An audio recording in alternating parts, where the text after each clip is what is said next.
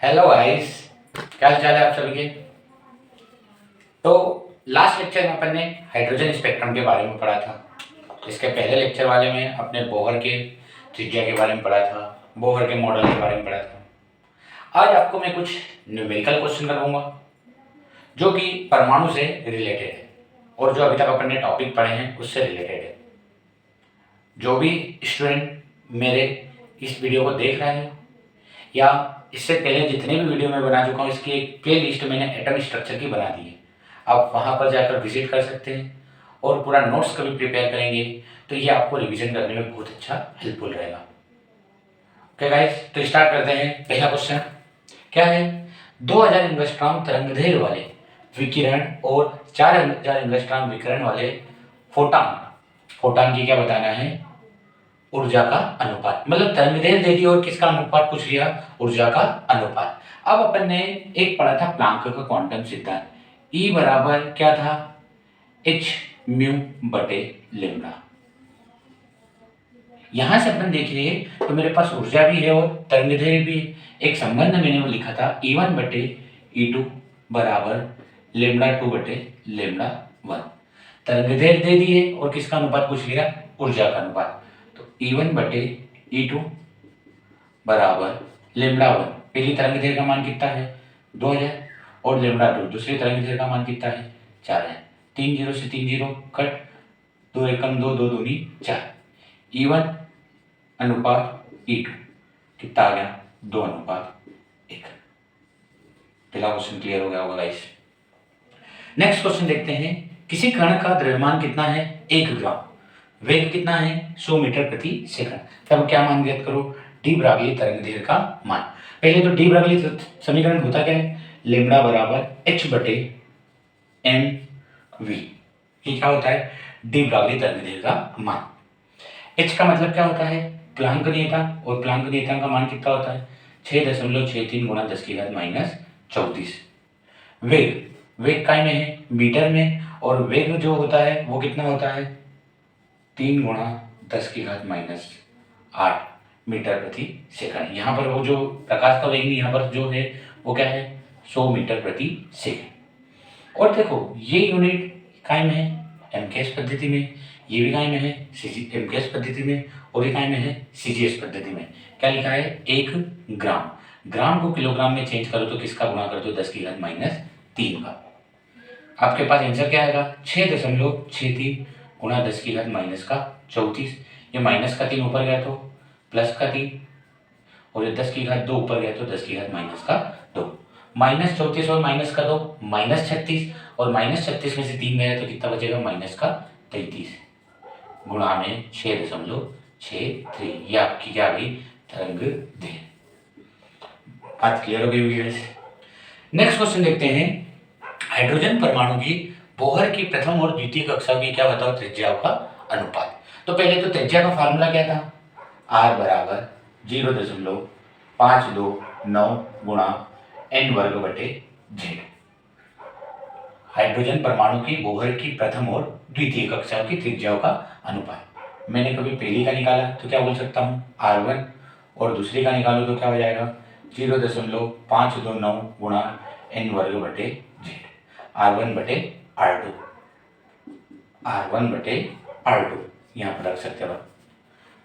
इससे तो ये क्या हो गया? कट। z से z भी क्या हो जाएगा? कट। n1 और n2, पहली और दूसरी। n1 का मान कितना रखोगे? 1 का वर्ग, n2 का मान 2 का वर्ग। 1 का वर्ग 1 और 2 का वर्ग 4। क्या आंसर आ गया आपका? 1 अनुपात 4। मतलब सिर्फ आपको क्या बताना था? अनुपात का मान बताना था। अगले क्वेश्चन देखते हैं। यदि इलेक्ट्रॉन के द्रव्यमान को क्या कर दे? आधा, तथा प्रोटॉन के द्रव्यमान को क्या कर दे? दुगना, तथा न्यूट्रॉन को क्या कर दे? 3/4 कर दे। तो ऑक्सीजन 16 के क्या बता दो? द्रव्यमान। देखो भाई क्या होता है, जैसे किसी भी परमाणु को भार की काउंटिंग करते हैं तो भार की काउंटिंग अपन कैसे करते हैं? न्यूट्रॉन का द्रव्यमान प्लस प्रोटॉन का द्रव्यमान। वहां से अपन क्या निकाल सकते हैं? किसी भी परमाणु का भार। जैसे मैं कभी ऑक्सीजन की भी भार की बात करूं तो ऑक्सीजन का भार बराबर किसका भार? प्रोटॉन का भार प्लस न्यूट्रॉन का भार। क्यों? क्योंकि इलेक्ट्रॉन का भार प्रोटॉन के भार का 1/1837वां भाग होता है। मतलब बहुत नगण्य भाग होता है, इसलिए अपन किसकी बात नहीं करते, अपन इलेक्ट्रॉन की बात नहीं करते। अब ऑक्सीजन के पास देखिए तो कितने प्रोटॉन है, 8, न्यूट्रॉन कितने हैं, 8, मतलब ऑक्सीजन का भार कितना है, 16। अब जो क्वेश्चन में बोला है इसकी तो बात ही नहीं करेंगे अपन। दूसरा बात क्या बोलिए, प्रोटॉन का द्रव्यमान क्या कर दे, दुगुना। पहले प्रोटॉन का द्रव्यमान कितना था, 8, अब कितना कर रहे, दुगुना। न्यूट्रॉन का कितना करते, 3/4। न्यूट्रॉन मतलब 8 तो था, 3/4 मतलब 3/4। 4 एकम 4, 4 दूनी 6, 8 दूनी 16 और ये 6, 16 + 6 मतलब कितना हो जाएगा, 22। पहले कितना भार था, 16, अब कितना भार हो गया, 22। आपको क्या पूछा है, प्रतिशत बढ़ेगा परमाणु भार। अब 3/4 कर दे तो ऑक्सीजन 16 का नया परमाणु भार कितना आया, 22। पर यही क्वेश्चन का है, मैं बोलता हूँ प्रतिशत में बोलता हूँ, तो कितना बढ़ गया, 6 बढ़ गया। 6 की वृद्धि हुई किस में हुई, 16 में हुई, गुणा क्या कर दोगे, 100। कट रहा है, 4 × 16 और ये 100 को कितनी बार काट दिया, 25 बार।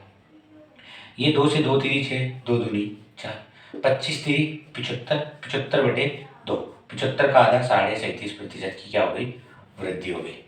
क्लियर हो गया गाइस, इतनी बात क्लियर हो गई गाइस। तो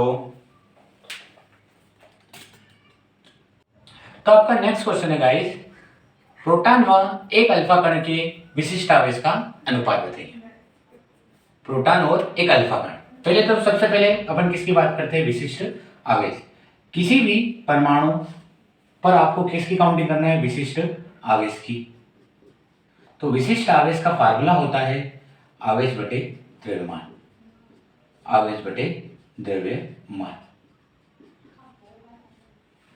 अब आपको किसका निकालना है, प्रोटॉन और एक अल्फा कण का। अब प्रोटॉन पर कभी आवेश देखिए तो लगभग कितना होता है, 1। कभी प्रोटॉन का क्या निकाल रहे हैं अपन, विशिष्ट आवेश, विशिष्ट आवेश, और इसका द्रव्यमान भी कितना होता है, 1। तो इसका विशिष्ट आवेश कितना आया, 1। जो अल्फा कण होते हैं वो किसके समान होते हैं, हीलियम नाभिक के समान। तो हीलियम पर कितना प्लस होता है, 2+, और इसका भार कितना होता है, 4। 2 एकम 2, 2 दूनी 4। हीलियम का भार कितना आया, आवेश विशिष्ट आवेश 1/2, और प्रोटॉन का कितना आया, 1। अपन को इनका क्या बताना है, अनुपात। इसका आया 1 और इसका आया 1/2। 2 कहाँ का है, सबसे ऊपर, 2:1। तो आपको कैसे निकालना है, आवेश बटे द्रव्यमान से क्या निकाल दोगे, विशिष्ट आवेश। एक अगला क्वेश्चन गाइस, एक संक्रमण धातु X +3 ऑक्सीकरण अवस्था पर विन्यास है, मतलब एक जो धातु है उसका संयोजकता कितनी है, +3, और इसका इलेक्ट्रॉनिक विन्यास क्या है, आर्गन 3d5। इसका क्या बताना है, परमाणु क्रमांक। मतलब आपकी कोई धातु है जो कितनी है, 3+ में, 3+। अब 3+ मतलब इसने कितने इलेक्ट्रॉन त्याग चुका है बेटा, 3 इलेक्ट्रॉन ये क्या कर चुकी है, त्याग चुकी है। इसका इलेक्ट्रॉनिक विन्यास क्या है, 3 इलेक्ट्रॉन त्याग कर आर्गन का कितना होता है, 18 और 5 23। 3 त्यागने के बाद इसके पास कितने इलेक्ट्रॉन बचे हैं, 23। 3 त्यागने के बाद अब इसके पास कितने इलेक्ट्रॉन बचे, 3। मतलब ये जब मूल अवस्था में होगी तब इसके पास कितने इलेक्ट्रॉन होंगे, 26 होंगे, और 26 ही इसका क्या कहलाता है, परमाणु क्रमांक कहलाता है। क्लियर हुआ है क्या नहीं। यदि इस पर माइनस रहता, माइनस मतलब इसने 3 इलेक्ट्रॉन को क्या कर लिया, ग्रहण कर लिया। 3+ का मतलब इसने 3 इलेक्ट्रॉन क्या कर दिए, त्यागे। ये 3 इलेक्ट्रॉन त्यागे तो इसको घर में वापस मूल अवस्था में ले जाना है, तो 3 इलेक्ट्रॉन इसको दे दो, पहले 23 दे दो, तो कितना हुआ है, 26। और इलेक्ट्रॉनों की संख्या किसके बराबर होती है, परमाणु क्रमांक के। और आपसे क्या पूछा है, परमाणु क्रमांक, तो इसका परमाणु क्रमांक कितना होगा, 26।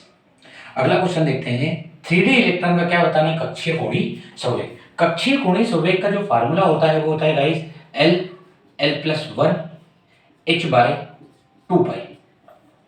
अब किसकी बात कर रहा है, डी कक्षक की बात कर रहा है। और डी के लिए देखो, s के लिए कितना होता है, 0, p के लिए 1, d के लिए 2।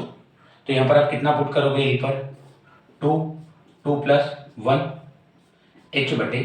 2 + 1 3 और 3 दूनी 6, √6, और बाहर कौन है, h/2π।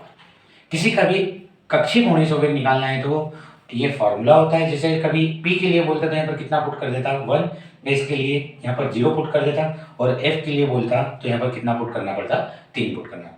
बात क्लियर हो गई होगी गाइस। नेक्स्ट क्वेश्चन देखो, 600 नैनोमीटर तरंगदैर्घ्य वाले पीले प्रकाश की क्या बताना है अपन को, आवृत्ति बताना है, और आवृत्ति काय में होती है हर्ट्ज में। तो आवृत्ति बताना है तो एक फार्मूला होता है गाइस, वेग बराबर म्यू इंटू लेम्डा। अब c तरंगदैर्घ्य मुझे पता है और मान किसका निकालना है मुझे, म्यू का। अब कभी यहां पर देखें तो c क्या होता है, प्रकाश का वेग, और प्रकाश के वेग का मान कितना होता है 3 गुणा 10 की घात 8। तरंगदैर्घ्य कितनी दी गई है 600, और नैनोमीटर को मीटर में चेंज करने के लिए किसका गुणा किया जाएगा 10 की घात -9 का। इसको कभी हल करें तो 3/6, ये कितना 10 की घात 2, ये 10 की घात -9, और ऊपर कौन 10 की घात 8, 10 की घात -9 और 10 की घात 2 कितना हो जाएगा 10 की घात -7, और ये 10 की घात -7 ऊपर गया तो क्या हो जाएगा 10 की घात +7, और इधर कौन है 3/6, 3/6 का मतलब क्या होगा 3 का आधा, 3 एकम 3, 3 दूनी 6, 1/2 होगा। मतलब आपका आंसर क्या आ रहा है 1.5, 3 एकम 3, 3 दूनी 6, 2 का आधा मतलब कितना होगा 0.5, 0.5 गुणा 10 की घात 15। अभी कभी पॉइंट को भी हटाना चाहते हो तो एक जीरो को क्या कर दो और आगे बढ़ा दो, मतलब 5 गुणा 10 की घात 14 काय में आ जाएगा हर्ट्ज में आ जाएगा। क्लियर हो गया होगा गाइस। क्या करना है अपन को, जैसे 3 एकम 3, 3 दूनी 6, 1/2 का मतलब क्या हो जाएगा आधा, -9 में से 2 गया तो कितना बचा -7 ऊपर गया तो प्लस का 7, ये जुड़े तो कितना हुआ 10 की घात 15। आपका आंसर पॉइंट में था आगे वाला नंबर। अब ये पॉइंट को हटाना है तो एक जीरो को क्या कर दो आगे, मतलब 10 की घात 14 कर दो और ये जीरो आगे बढ़ा दो तो दशमलव हट जाएगा। अगला क्वेश्चन गाइस, Fe3 आयन में अयुग्मित इलेक्ट्रॉनों की संख्या। पहले तो मैं बोलूं Fe का परमाणु क्रमांक, Fe का परमाणु क्रमांक कितना होता है 26, iron cobalt nickel copper zinc. 26 का कभी इलेक्ट्रॉनिक विन्यास बनाते हैं तो क्या बनता है आर्गन 4s2, 18 2 20 और 6 26, 18 2 20 और 6 26। कितने इलेक्ट्रॉन इसने त्यागने का बोला है 3+। अब 3 इलेक्ट्रॉन त्यागना है तो सबसे पहले तो कहाँ से जाएंगे बाहरी कक्षा में से, मतलब 4s में से दोनों इलेक्ट्रॉन चले जाएंगे। एक इलेक्ट्रॉन और जाना है तो अब डी में से कितने इलेक्ट्रॉन जाएंगे, एक इलेक्ट्रॉन जाएंगे, बचेंगे कितने इलेक्ट्रॉन 5 इलेक्ट्रॉन, और इन 5 इलेक्ट्रॉनों को कभी जमाना है आपको तो 1 2 3 4 5 कितने अयुग्मित इलेक्ट्रॉन हो गए 5 अयुग्मित इलेक्ट्रॉन। वे गाइस क्लियर हो गया होगा। अगला क्वेश्चन, द्विसंयोजी धातु M2+ के लिए इलेक्ट्रॉनिक विन्यास क्या है 2 8 14 है। इसका परमाणु भार कितना है 56। इसके नाभिक में क्या बताना है न्यूट्रॉनों की संख्या। कोई धातु है जिसने कितने इलेक्ट्रॉन त्याग दिए 2 इलेक्ट्रॉन त्याग दिए, और क्या बना दिया इसके पास जितने इलेक्ट्रॉन है उसका क्या बना दिया इलेक्ट्रॉनिक विन्यास। इलेक्ट्रॉनिक विन्यास को जोड़ देंगे तो क्या मिल जाएगी अपन को इस धातु के पास इलेक्ट्रॉनों की संख्या 14 और 8 22 और 2 24, मतलब इस धातु के पास इलेक्ट्रॉन कितने हैं 22। 22 कब है जब इसने कितने इलेक्ट्रॉन त्याग दिए 2, मतलब ये 2 इलेक्ट्रॉन कभी नहीं त्यागती और क्या रहती m, तो इसके पास इलेक्ट्रॉन कितने होते हैं 24, और 24 इलेक्ट्रॉन होते हैं तो इलेक्ट्रॉन के बराबर इसका क्या होता है परमाणु क्रमांक, और इसका परमाणु भार कितना दिया हुआ है 56। तो आपकी जो धातु रहेगी वो क्या है m 56/24। अब 56/24 मतलब इसमें से इसको घटाएंगे तो अपन को क्या मिल जाएगी नंबर ऑफ न्यूट्रॉन। 6 में से 4 गए कितना बचा 2, 5 में से 2 गए कितना बचा 3, ये आपके क्या गए नंबर ऑफ न्यूट्रॉन। क्लियर हो गया होगा गाइस। तो आज के लेक्चर में आपने देखा कि अपन ने क्या इसके बारे में सीख लिया, क्वेश्चन किस तरीके से होते हैं इसमें, और आगे इसमें अभी एक बचा है अपना क्वांटम संख्या। अब आपका अगला टॉपिक क्वांटम संख्या रहेगी और उसको भी बहुत अच्छे तरीके से आपको क्लियर करवाया जाएगा। ओके गाइस, ठीक है।